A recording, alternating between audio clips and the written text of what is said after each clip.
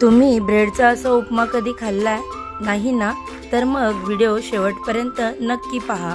ब्रेडचे असे तुमच्या आवडीनुसार छोटे छोटे तुकडे करून घ्या। त्यानंतर गॅसवरती कढई गरम करून घ्यायची आणि हे जे ब्रेडचे तुकडे आहेत तर ते गॅसवरती भाजून घ्यायचे। तुम्ही तुमच्या आवडीनुसार याच्यामध्ये तेल टाकलं किंवा बटर टाकलं तरीही चालेल।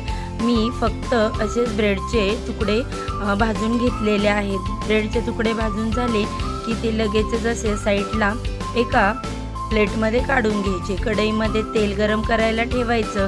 तेल गरम झाले की त्याच्यामध्ये मोहरी, जिरे आणि बारीक चिरलेला कांदा घालायचा। कांदा छान असा तपकिरी रंग येईपर्यंत परतून घ्यायचा। कांदा छान परतून झाला की लगेचच त्याच्यामध्ये कढीपत्त्याची पानं घालायची आणि ती देखील परतवून घ्यायची। त्यानंतर कांदा सोनेरी रंगावर परतला की बारीक कट केलेलं टोमॅटो त्याच्यामध्ये एक घालायचं आणि त्यानंतर त्याच्यामध्ये थोडंसं मीठ घालायचं। मीठ घातलं की कांदा टोमॅटो पटकन नरम होतं। तुम्हाला जर शिमला मिरची आवडत नसेल तर तुम्ही स्किप करू शकता।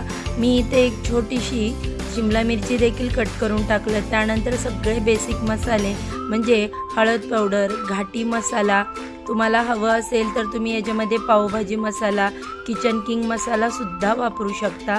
त्यानंतर एक चमचा टोमॅटो सॉस घालायचा। याच्यामुळे आंबट गोड अशी छान टेस्ट येते उपम्याला। आणि एक चमचा छोटासा पाणी घालायचं। मसाले चांगले भाजून झाले की त्याच्यामध्ये मग हे ब्रेडचे तुकडे भाजून घेतलेले घालायचे आणि छान असं परतवून घ्यायचं, मिक्स करायचं। तयार झाला आपला मस्त असा ब्रेडचा उपमा। कसा वाटला व्हिडिओ? आवडला तर नक्की जाता जाता एक लाईक करा आणि असे छान नवीन व्हिडिओ पाहण्यासाठी चॅनलला सबस्क्राईब करा। Bye bye.